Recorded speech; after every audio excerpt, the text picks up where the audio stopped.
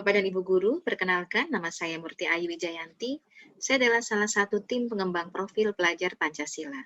Kali ini kita akan membahas mengenai modul kerangka kurikulum. Saya akan membagikan layar saya. Bapak dan Ibu guru, bagaimana kerangka yang disiapkan pemerintah untuk pembaharuan pembelajaran? Pembelajaran dengan paradigma baru diorganisir berdasarkan kerangka dasar kurikulum dan struktur kurikulum yang disesuaikan untuk mencapai profil pelajar Pancasila.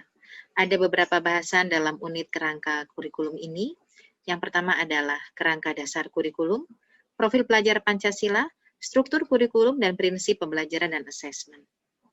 Apa yang diharapkan dari pelatihan modul kerangka kurikulum ini? Diharapkan setelah Bapak Ibu mempelajari modul ini, Bapak Ibu dapat menggunakan materi yang dipelajari untuk memahami dasar pembelajaran dengan paradigma baru di sekolah penggerak yang menggunakan kerangka kurikulum yang disesuaikan untuk mencapai profil pelajar Pancasila, serta peran dan fungsi pemangku kepentingan dari tingkat pusat sampai satuan pendidikan dalam menciptakan pembelajaran dan asesmen yang berpusat pada murid.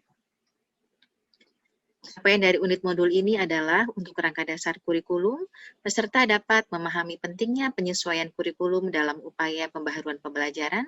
Pada unit modul profil pelajar Pancasila, peserta dapat menjelaskan apa yang dimaksud dengan profil pelajar Pancasila, kemudian dapat menjelaskan dimensi-dimensi profil pelajar Pancasila, serta menjelaskan kegunaan profil pelajar Pancasila. Pada unit modul struktur kurikulum, peserta dapat mengetahui struktur kurikulum sekolah penggerak dari tingkat PAUD sampai SMA. Berikutnya, pada prinsip pembelajaran asesmen, peserta dapat menjelaskan fungsi dari prinsip pembelajaran dan asesmen. Berikutnya, peserta dapat menjelaskan apa saja prinsip asesmen, prinsip pembelajaran, serta dapat menjelaskan keterkaitan prinsip pembelajaran dan asesmen. Saat ini kita berada pada kerangka dasar kurikulum. Jika Bapak Ibu perhatikan, sama halnya dengan kurikulum 2013, kurikulum sekolah penggerak juga mengacu kepada tujuan pendidikan nasional dan standar nasional pendidikan. Dari tujuan nasional pendidikan, kemudian dirumuskanlah profil pelajar Pancasila, yang kemudian dirumuskan menjadi standar kompetensi lulusan. Dan berikutnya diturunkan menjadi standar isi, standar proses, standar penilaian, dan standar yang lainnya. Untuk standar proses kemudian diturunkan menjadi struktur kurikulum, capaian pembelajaran, serta prinsip pembelajaran dan asesmen. Dan ini adalah kewenangan dari pemerintah pusat untuk menentukan kerangka kurikulum. Dan apabila Bapak Ibu perhatikan, di sini juga disediakan contoh perangkat ajar, seperti buku teks pelajaran, bahan ajar, modul ajar mata pelajaran, proyek profil pelajar Pancasila, dan contoh kurikulum operasional sekolah, yang kemudian dikembangkan oleh masing-masing satuan pendidikan menjadi kurikulum operasional di satuan pendidikan yang di dalamnya ada visi dan misi satuan pendidikan, karakteristik peserta didik, dan konteks dan kebijakan lokal. Dan Bapak Ibu, kita semua mengetahui bahwa peningkatan kualitas pendidikan membutuhkan penyesuaian kurikulum dan pembelajaran.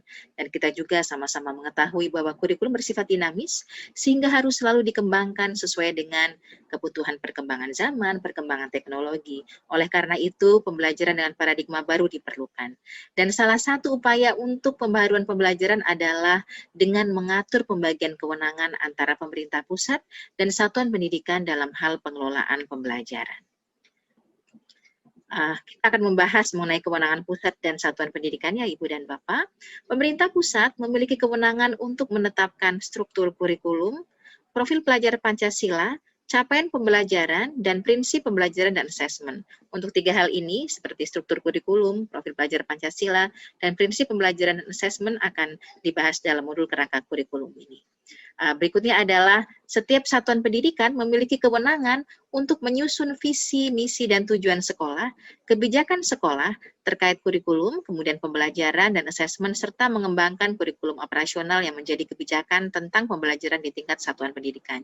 Jadi dalam hal ini, Ibu dan Bapak, kita semuanya sama-sama memahami sekarang bahwa pusat menyediakan struktur kurikulum, kemudian profil pelajar Pancasila, capaian pembelajaran, dan prinsip pembelajaran dan asesmen. Sedangkan sekolah memiliki kewenangan untuk mengembangkannya. Jadi misalnya untuk capaian pembelajaran sudah ada, berikutnya diturunkan oleh satuan pendidikan menjadi kurikulum operasional satuan pendidikan. Demikianlah Bapak dan Ibu guru bahasan mengenai kerangka dasar kurikulum.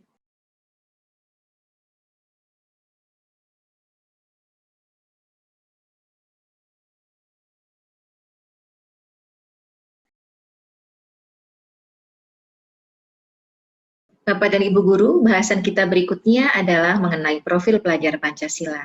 Saya akan membagikan layar saya. Yang pertama adalah definisi profil pelajar Pancasila. Definisi dari profil pelajar Pancasila adalah pelajar Indonesia merupakan pelajar sepanjang hayat yang kompeten, berkarakter, dan berperilaku sesuai nilai-nilai Pancasila. Dan profil pelajar Pancasila ini terdiri dari 6 dimensi dengan penjabaran elemen di masing-masing dimensinya. Dimensi yang dimaksud adalah karakter dan kompetensi fondasi yang perlu dikembangkan oleh pendidik. Kita akan membahasnya satu persatu. Yang pertama adalah beriman, bertakwa kepada Tuhan Yang Maha Esa dan berakhlak mulia.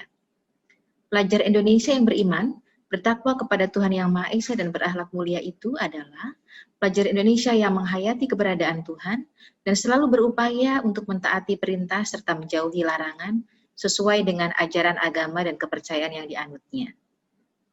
Beriman dan bertakwa kepada Tuhan Yang Maha Esa diwujudkan ke dalam akhlak yang mulia, baik dalam beragama, jadi akhlak dia kepada Tuhannya, kemudian akhlak yang baik kepada diri sendiri, bagaimana ia berperilaku terhadap dirinya sendiri, bagaimana ia menjaga kesehatan dirinya, kemudian akhlak kepada sesama manusia, bagaimana ia berperilaku kepada sesama manusia, bagaimana ia berinteraksi kepada sesamanya.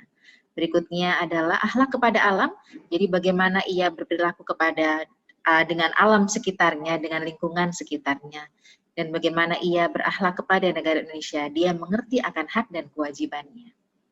Berikutnya adalah berkebinekaan global. Di sini, pelajar Indonesia yang berkebinekaan global adalah pelajar Indonesia yang memiliki identitas diri yang matang. Ia mampu menunjukkan dirinya sebagai representasi budaya luhur bangsanya, sekaligus memiliki wawasan serta keterbukaan tentang eksistensi ragam budaya daerah, nasional, dan global. Dia mengerti akan budayanya, kemudian dia dalam hal ini ia memiliki sikap menghormati keberagaman dan toleransi terhadap keberbedaan. Untuk mencapai keberkebinekaan global, pelajar Indonesia harus dapat mengenal dan menghargai budayanya, kemudian dapat berkomunikasi dan berinteraksi antar budaya, kemudian berefleksi dan bertanggung jawab terhadap pengalaman kebinekaan serta berkeadilan sosial.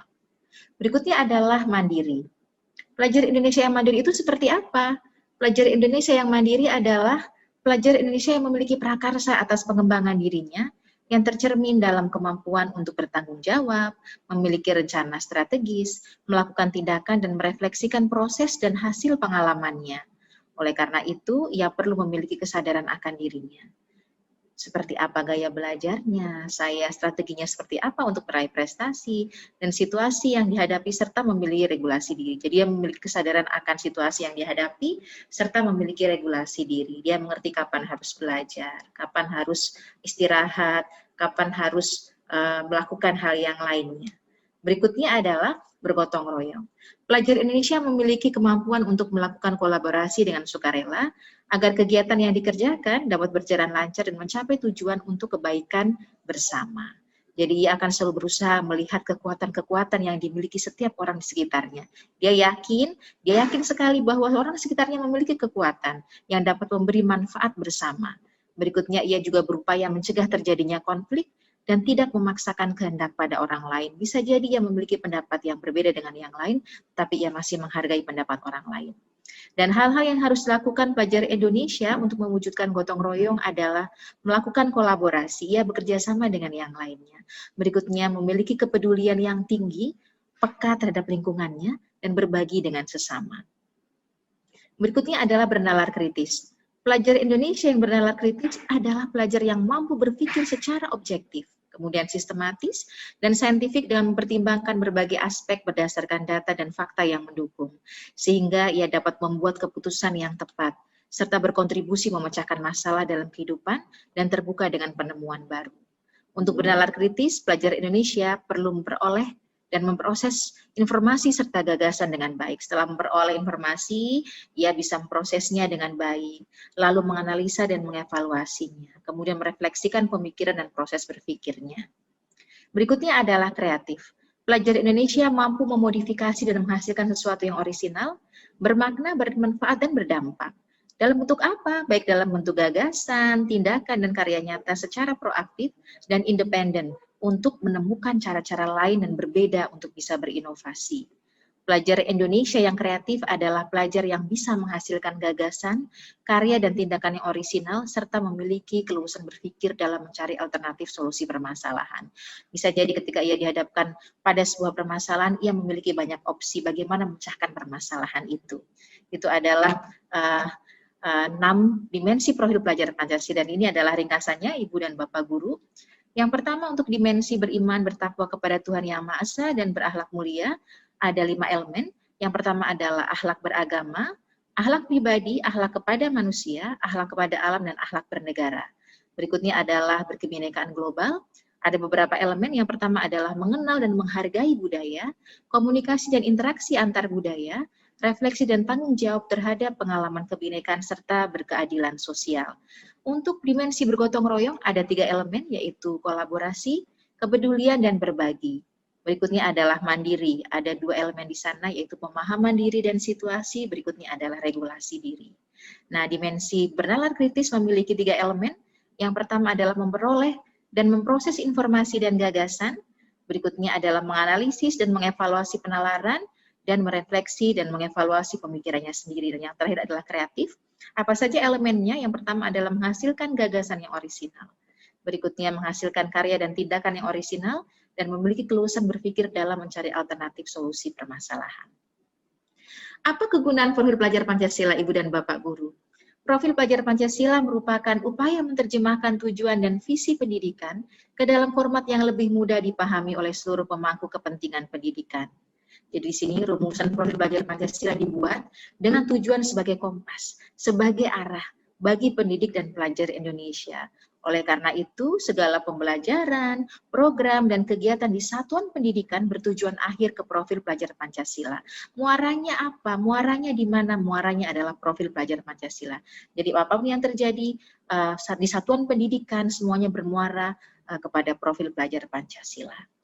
Berikutnya adalah bagaimana profil pelajar Pancasila diterapkan dalam pembelajaran dengan paradigma baru di program sekolah penggerak.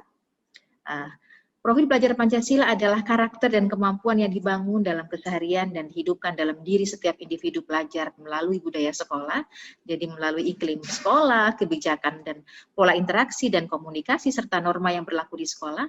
Berikutnya juga dihidupkan dalam pembelajaran intrakurikuler, bahwa profil pelajar Pancasila ini masuk ke dalam proses belajar dan mengajar, berikutnya kokurikuler maupun ekstrakurikuler. Demikian Ibu dan Bapak bahasan kita mengenai profil pelajar Pancasila. Bapak dan Ibu Guru, berikutnya kita akan membahas mengenai struktur kurikulum. Saya akan membagikan layar saya. Pembaharuan pembelajaran di sekolah penggerak dan SMK Pusat Keunggulan meneruskan proses peningkatan kualitas pembelajaran yang telah diinisiasi kurikulum-kurikulum sebelumnya. Yang pertama adalah berbasis kompetensi. Jadi Bapak dan Ibu Guru, pengetahuan, keterampilan, dan sikap dirangkaikan sebagai satu kesatuan proses yang berkelanjutan sehingga membangun kompetensi yang utuh. Dinyatakan sebagai capaian pembelajaran. Jadi untuk kurikulum sekolah penggerak, kita menggunakan capaian pembelajaran. Berikutnya adalah pembelajaran yang fleksibel. Capaian pembelajaran disusun dalam fase-fase. 2-3 tahun per fase, sehingga peserta didik memiliki kesempatan untuk belajar sesuai dengan tingkat pencapaiannya, atau disebut dengan teaching at the right level, sesuai dengan kebutuhan, kecepatan, dan gaya belajarnya. Kemudian muatan atau konten dikurangi agar peserta didik memiliki waktu yang memadai untuk menguasai kompetensi yang ditargetkan, jadi tidak terburu-buru. Berikutnya adalah adanya karakter Pancasila.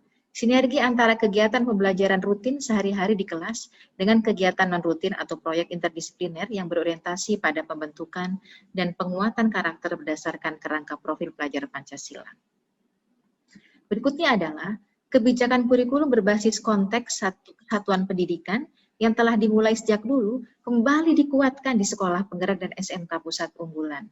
Dan di sini pertama, struktur minimum. Pemerintah menetapkan struktur kurikulum minimum dan satuan pendidikan dapat mengembangkan program dan kegiatan tambahan sesuai dengan visi, misi, dan sumber daya yang tersedia. Jadi pemerintah dalam hal ini, pemerintah pusat itu sudah menetapkan struktur kurikulum minimumnya, berikutnya dikembangkan oleh satuan pendidikan. Berikutnya adalah otonomi. Kurikulum memberikan kemerdekaan pada satuan pendidikan dan pendidik untuk merancang proses dan materi pembelajaran yang relevan dan kontekstual. Dalam hal ini, pemerintah menyediakan buku teks dan perangkat ajar untuk membantu guru yang membutuhkan panduan dalam merancang pembelajaran. Ya, dalam hal ini mereka akan mengembangkannya sendiri. Berikutnya adalah sederhana.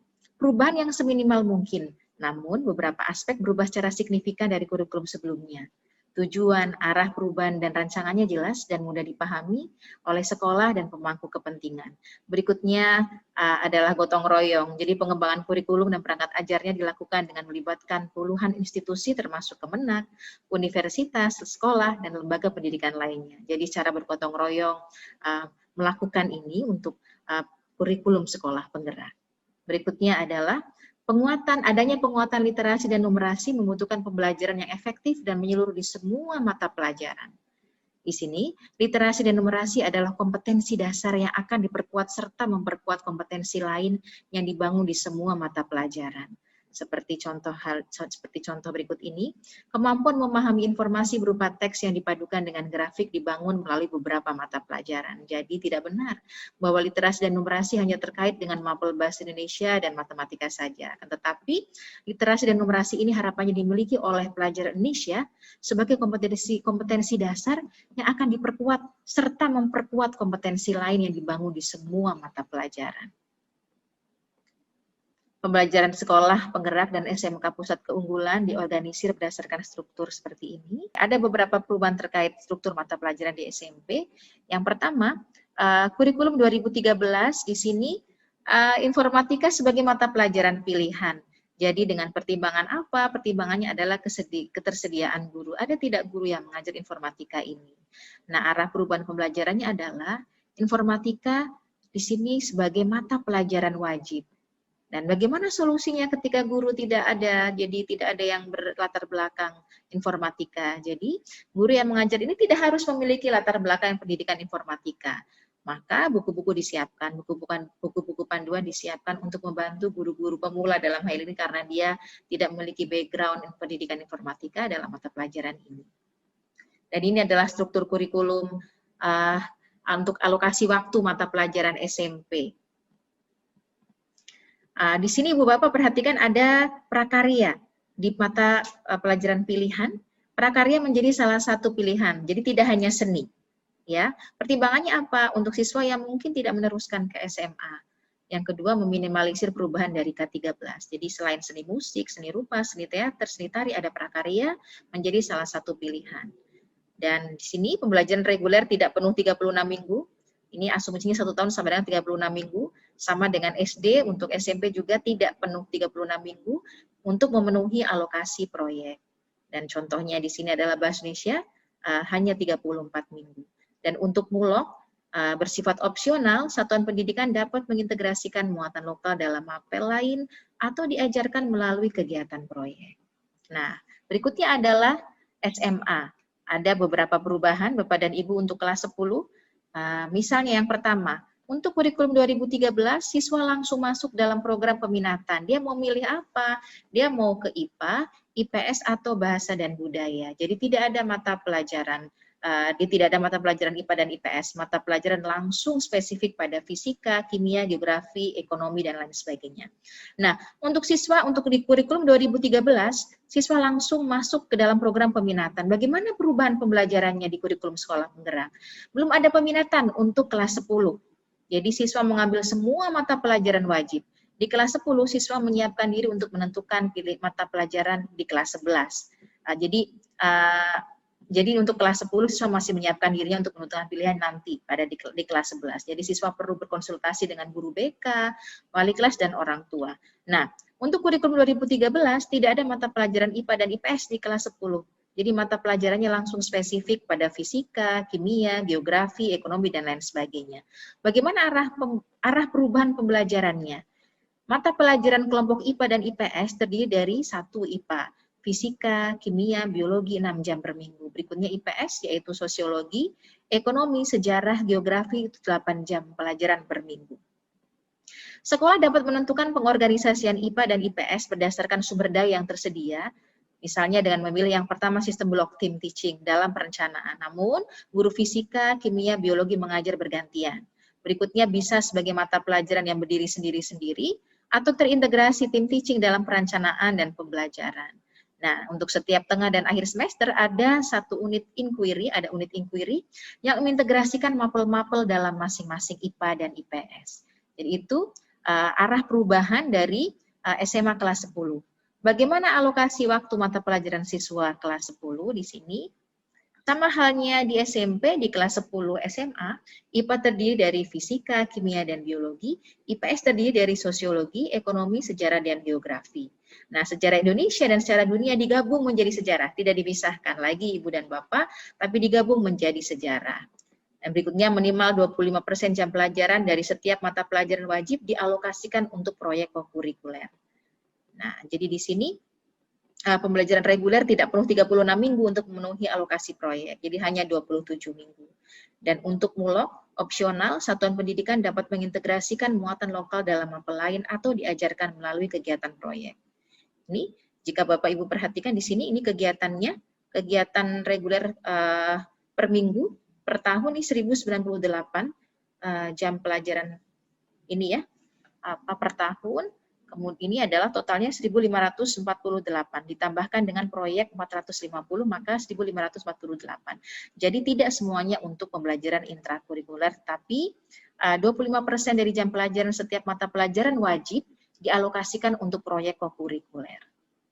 Bagaimana dengan SMA kelas 11 dan 12? Ini paduan antara peminatan dan perkembangan holistik ya Bapak dan Ibu guru. Untuk kurikulum 2013, mengenai pilihan program peminatan sejak kelas 10. Jadi di sini siswa yang masuk ke dalam suatu program cenderung hanya akan mempelajari disiplin ilmu tersebut saja.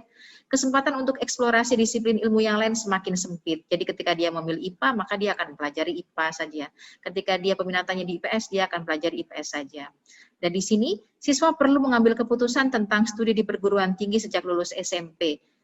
Jadi ketika dia pengen masuk perguruan tingginya di mana, maka harus masuk IPA. Jadi padahal dia baru lulus SMP, tapi dia sudah harus memikirkan mau masuk ke mana perguruan tinggi. Di sini dan banyak kajian sudah menunjukkan bahwa banyak di antara mereka yang merasa salah jurusan. Berikutnya adalah terjadi stratifikasi program di mana IPA dianggap lebih baik daripada yang lain. Dan kesempatan untuk masuk ke berbagai program studi di perguruan tinggi lebih besar untuk lulusan program IPA dibandingkan yang lainnya. Dan angka siswa masuk perguruan tinggi masih rendah. Bagaimana arah perubahan pembelajarannya? Jadi di sini, siswa memilih mata pelajaran dari kelompok pilihan. Siswa memilih mata pelajaran dari minimum 2 kelompok pilihan hingga syarat minimum jam pelajaran terpenuhi. Jadi totalnya adalah jam pelajarannya di sini 40 jam pelajaran per minggu. Untuk mapel pilihan itu 22 jam pelajaran per minggu. Ada 5 kelompok mata pelajaran yang direkomendasikan, yaitu yang pertama MIPA. Ada apa saja di sana? Ada matematika, peminatan, fisika, matematika peminatan, kemudian fisika, kimia, biologi, dan informatika. Berikutnya adalah IPS, ada ekonomi, sosiologi, geografi, dan antropologi. Berikutnya adalah bahasa dan budaya. Ada apa saja di sana? Ada bahasa dan sastra Indonesia, bahasa dan sastra Inggris, bahasa asing lainnya. Dan untuk vokasi atau karya kreatif ada budidaya, rekayasa, dan lain sebagainya. Dan untuk seni dan olahraga, ini khusus untuk sekolah-sekolah yang ditetapkan oleh pemerintah. Dan sekolah membuka minimum 2 kelompok mata pelajaran. Apabila sumber daya memungkinkan, sekolah dapat membuka lebih dari 2 kelompok. Bisa jadi dia memiliki satu satuan pendidikan ini memiliki sumber daya yang memungkinkan untuk membuka lebih dari 2 kelompok mata pelajaran, maka diperbolehkan. Dan di sini sekolah dapat bekerja sama dengan pemangku kepentingan setempat untuk mengembangkan capaian pembelajaran mata pelajaran vokasi. Dan siswa kelas 12 menulis esai sebagai salah satu syarat kelulusan. Oleh karena itu, partisipasi dalam berbagai kegiatan pembelajaran diharapkan memberi inspirasi terkait topik yang dipilih. Dan ini adalah alokasi waktu mata pelajaran SMA kelas 11 dan 12. Total jam pelajaran per minggu adalah 44, jadi 22 jam pelajaran dialokasikan untuk mapel pilihan dari kelompok IPA, IPS, bahasa dan budaya, dan vokasi. Ini hanya mapel kelompok umum, ini di highlight ini, yang berwarna hijau dalam tabel yang diintegrasikan dengan proyek kokurikuler. Jadi ini yang bisa diintegrasikan dengan proyek kokurikuler. Berikutnya pembelajaran reguler tidak penuh 36 minggu untuk memenuhi alokasi proyek, hanya 27 minggu yang mata ini ya, jadi bahasa Inggris, kemudian PKN, tidak penuh 36 minggu untuk memenuhi alokasi proyek, jadi hanya 27 minggu. Berikutnya adalah diselenggarakan bila satuan pendidikan memiliki sumber daya mencukupi. Ya. Oke, ini misalnya, dan muatan lokal masih opsional ya Ibu dan Bapak. Satuan pendidikan dapat mengintegrasikan muatan lokal dalam mapel lain atau diajarkan melalui kegiatan proyek. Itu Ibu dan Bapak mengenai struktur kurikulum di SMA. Oh ya, ini berarti kelompok bahasa dan budaya seperti bahasa, sastra Indonesia, bahasa dan sastra Inggris, bahasa Korea, bahasa dan bahasa Mandarin diselenggarakan bila satuan pendidikan memiliki sumber daya yang mencukupi. Nah, jika sekolah membuka kelompok ini, siswa wajib mengambil minimal 1 mapel dari tiap kelompok.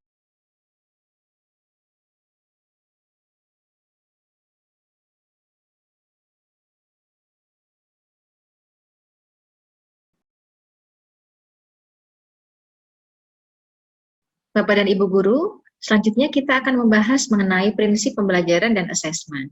Saya akan membagikan layar saya. Baik, prinsip pembelajaran dan asesmen. Mengapa prinsip? Jadi di sini adalah nilai-nilai yang melandasi kebijakan dan praktik terkait pembelajaran dan asesmen di kelas. Jadi, bukan pendekatan atau teknik konkret dalam mengajar dan melakukan asesmen. Itu ya Ibu Bapak, mengapa disebut dengan prinsip pembelajaran dan asesmen. Ini bukan pendekatan atau teknik konkret dalam mengajar dan melakukan asesmen, akan tetapi merupakan nilai-nilai yang melandasi kebijakan dan praktik terkait pembelajaran dan asesmen di kelas. Mau seperti apa pembelajarannya? Mau seperti apa asesmennya? Nah, di sini, untuk mencapai profil pelajar Pancasila perlu terwujud pembelajaran yang pertama, dirancang dan mempertimbangkan tingkat pencapaian peserta didik saat ini, sesuai kebutuhan belajar, serta mencerminkan karakter dan perkembangan mereka. Berikutnya dirancang dengan dilaksanakan untuk membangun kapasitas belajar peserta didik dan kapasitas mereka untuk menjadi pembelajar sepanjang hayat. Prinsip pembelajaran yang ketiga adalah mendukung perkembangan kognitif dan karakter peserta didik secara holistik. Prinsip yang keempat, relevan, yaitu pembelajaran yang dirancang sesuai konteks kehidupan dan budaya peserta didik, serta melibatkan orang tua dan komunitas sebagai mitra. Dan yang terakhir, berorientasi pada masa depan yang berkelanjutan. Kita akan membahasnya satu persatu. Prinsip pembelajaran yang pertama adalah pembelajaran dirancang dengan mempertimbangkan tingkat pencapaian peserta didik saat ini sesuai kebutuhan belajar serta mencerminkan karakter dan perkembangan mereka. Ketika pembelajaran dirancang seperti ini, harapannya bisa mendukung terbentuknya kesejahteraan atau well-being peserta didik. Kenapa? Ketika pelajar itu belajar sesuai dengan ketercapaiannya, mereka merasa aman dan nyaman. Di sini kesehatan mental mereka juga terjaga. Berikutnya adalah menghargai dan menghormati hak peserta didik untuk belajar. Mereka memiliki hak untuk belajar, siapapun mereka. Jadi ketika pembelajaran dirancang mempertimbangkan tingkat pencapaian peserta didik saat ini, kemudian sesuai kebutuhan belajar, artinya kita menghargai dan menghormati hak peserta didik untuk belajar. Berikutnya seperti apa pembelajarannya? Pembelajarannya harus menyenangkan dan bermakna. Apa yang dimaksud dengan pembelajaran yang bermakna? Maksudnya adalah apa yang siswa pelajari di kelas bisa diaplikasikan keluar. Dan sekolah juga pembelajaran yang bersifat menyenangkan, bisa menggunakan gamification dan lain-lainnya, serta bersifat inklusif. Prinsip pembelajaran yang kedua adalah pembelajaran dirancang dan dilaksanakan untuk membangun kapasitas belajar peserta didik dan kapasitas mereka untuk menjadi pembelajar sepanjang hayat. Jadi ada ditanamkan growth mindset. Mereka memiliki keterbukaan terhadap penemuan baru, terhadap pandangan yang berbeda. Berikutnya adalah mendorong kemampuan pelajar mengelola pembelajarannya secara mandiri. Dia menjadi self-regulated, ya, menjadi siswa yang mengerti kapan saya belajar, mengerti gaya belajarnya. Saya bisa belajar seperti ini. Oke. Berikutnya adalah adanya self dan peer assessment. Dia mengerti bagaimana menilai dirinya sendiri, kemudian bersama dengan rekan-rekannya untuk saling melakukan assessment. Berikutnya adalah peserta didik merasakan ownership terhadap belajar dan guru sebagai pendorong dan fasilitator. Jadi peserta didik merasa gandrung belajar, merasa ada kepemilikan terhadap belajar, dia senang belajar. Nah, Prinsip pembelajaran yang ketiga adalah kegiatan belajar mendukung perkembangan kognitif dan karakter peserta didik secara holistik. Jadi ada keseimbangan antara kognitif dan kognitif, kompetensi dan karakter. Tidak mengedepankan salah satu di antaranya, tetapi ada keseimbangan antara kognitif dan kognitif, kemudian kompetensi dan karakter. Berikutnya adalah menerapkan nilai-nilai yang sesuai untuk mengembangkan karakter dan kompetensi yang terkandung dalam profil pelajar Pancasila. Jadi kegiatan belajarnya berusaha menerapkan nilai-nilai yang sesuai untuk mengembangkan karakter dan kompetensi yang terkandung dalam profil pelajar Pancasila. Berikutnya adalah sekuens pembelajaran yang relevan dan logis, jadi tidak loncat tetapi betul-betul sesuai, betul-betul beraturan. Berikutnya adalah menstimulasi kemampuan berpikir tingkat tinggi. Anak-anak dilatih menjadi anak-anak yang memiliki nalar kritis, jadi high order thinking skill ya. Ibu Bapak. Berikutnya adalah pembelajaran yang relevan, yaitu pembelajaran yang dirancang sesuai konteks kehidupan, menghargai budaya peserta didik, serta melibatkan orang tua dan komunitas sebagai mitra. Jadi pembelajaran berpusat pada anak, di mana latar belakang, keluarga, kemudian kehidupan peserta didik menjadi pertimbangan guru dalam merancang pembelajaran dan asesmen. Melihat dulu anak-anaknya dari mana, background-nya seperti apa, berikutnya itu menjadi dasar bagaimana guru itu merancang pembelajaran dan menguatkan identitas anak sebagai bagian dari lingkungannya. Nah, berikutnya adalah pembelajaran yang relevan, yaitu pembelajaran yang dirancang sesuai konteks kehidupan, menghargai budaya peserta didik, serta melibatkan orang tua dan komunitas sebagai mitra. Pembelajaran mencerminkan dan merespon keragaman budaya Indonesia dan menjadikannya sebagai kekuatan untuk merefleksikan pengalaman kebinekaan serta menghargai nilai dan budaya bangsa. Kita tahu kita punya keanekaragaman budaya, jadi pembelajaran harus mencerminkan dan merespon keragaman budaya Indonesia. Anak-anak berlatih menghargai budaya yang lain. Berikutnya proses belajar yang sinergis antara sekolah dan di rumah, termasuk penerapan bentuk disiplin positif yang konsisten, dilandasi kesadaran bahwa keberhasilan pendidikan tidak cukup mengandalkan peran sekolah atau keluarga saja, tapi perlu keduanya. Bisa jadi di sekolah ada disiplin positif, tapi di rumah tidak. Nah, di sini harapannya ada terpaduan antara dua komponen itu, jadi tidak bisa salah satunya. Berikutnya, pembelajaran berorientasi pada masa depan yang berkelanjutan. Pembelajaran yang mendorong peserta didik untuk mengeksplorasi isu dan kebutuhan masa depan. Kebutuhan dirinya, baik kebutuhan dirinya, lingkungannya, dan dunia yang lebih baik. Jadi dia mengerti tren, mengerti hal-hal isu-isu yang dan kebutuhan untuk masa depannya. Berikutnya adalah membangun wawasan tentang pembangunan berkelanjutan di mana peserta didik peka akan masalah-masalah global. Dia mengerti ada masalah-masalah apa yang sekarang sedang trending yang menjadi pusat perhatian, dan belajar untuk membudayakan gaya hidup yang berkelanjutan atau sustainable lifestyle. Berikutnya adalah pembelajaran yang memanfaatkan teknologi dan informasi. Anak-anak mengerti bagaimana menggunakan teknologi informasi dalam pembelajaran. Kita tahu mereka adalah digital native, mereka lahir ketika teknologi sedang booming ya, jadi tidak sama mungkin dengan kita. Maka di sini pembelajarannya harus menggunakan teknologi dan informasi. Bisa kita bayangkan ketika pembelajaran tidak memanfaatkan TI, maka mungkin anak-anak lebih tertarik dengan yang hal lain daripada belajar. Yang berikutnya adalah prinsip assessment. Bapak dan Ibu guru, untuk mencapai profil pelajar Pancasila perlu terwujud asesmen yang pertama, merupakan bagian terpadu dari proses pembelajaran. Jadi asesmen merupakan bagian terpadu dari proses pembelajaran, memfasilitasi pembelajaran, serta menyediakan informasi sebagai umpan balik untuk guru, peserta didik, dan orang tua.